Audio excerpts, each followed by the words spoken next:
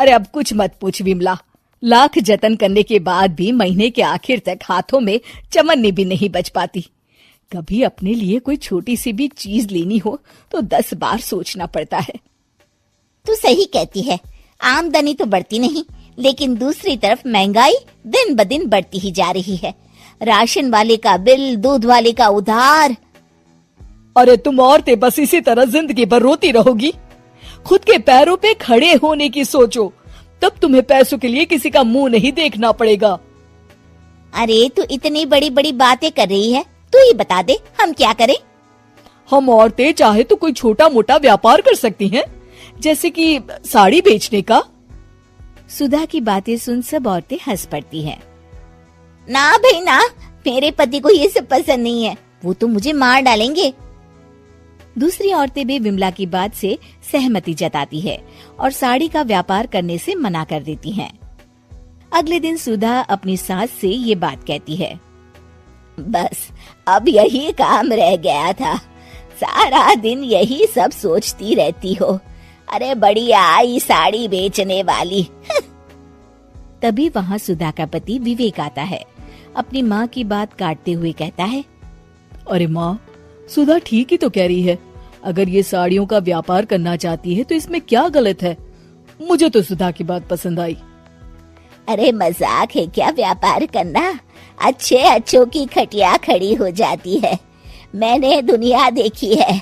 बेटा तुम लोग ज्यादा हवा में मत उड़ो, और फिर साड़ियाँ खरीदने के लिए पैसे कहाँ से लाएगा?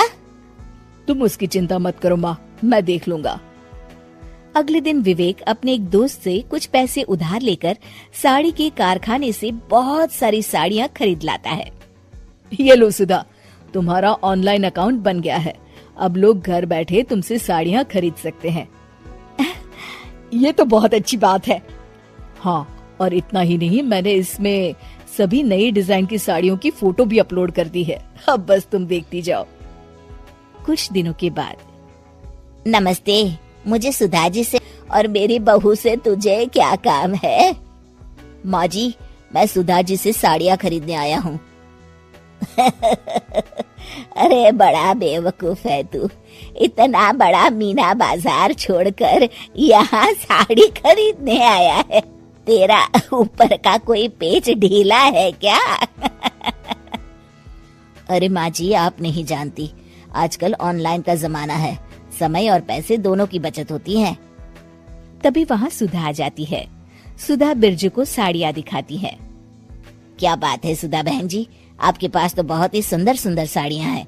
एक काम करिए, ये वाली दे दीजिए और ये वाली भी। छोड़िए, एक काम करिए, ये सभी ही दे दीजिए। सुधा की सास हैरान रह जाती है। अरे इतनी साड़ी का तू करेगा क्या? अरे माँ जी, मेरी बीवी पहनेगी। अरे कितनी बीवियां है तेरी? माँ जी आप भी ना, बीवी तो एक ही है। पहले तो मैं 2-4 साड़ियाँ लेने आया था, लेकिन अब पूरी 20 साड़ियाँ ले जा रहा हूँ। ये लीजिए सुधा बहन जी, आपके पैसे, चलता हूँ। धीरे धीरे सुधा के द्वारा घर में खोली गई छोटी सी दुकान चल पड़ती है और देखते ही देखते सुधा के घर ग्राहकों की लाइन लग जाती है। पैसों की आमदनी देख सुधा की सास की आंखें फटी की फटी रह जाती है। जा बहू, अब तू थोड़ा आराम कर ले, इन लोगों को मैं साड़ियाँ दिखा देती हूँ। माँ जी आप? अरे हाँ हाँ, अब जा भी। इस तरह सुधा की सास भी उसके कारोबार में हाथ बटाने लगती है। देखो सुधा, तुम्हारा व्यापार तो चल पड़ा। पिछले कुछ महीनों में इतनी कमाई हुई है कि तुम्हें यकीन नहीं होगा। सच?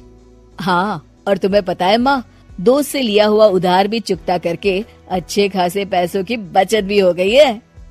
सुधा की सास अपनी बहू और बेटी की कामयाबी पर बड़ा खुश होती है। बहू की तरक्की देख के मैं बहुत खुश हूँ बेटा। तूने साबित कर दिया कि अगर पति का सपोर्ट मिले तो पत्नी कुछ भी कर सकती है। जी माँ जी, आपने बिल्कुल सही कहा।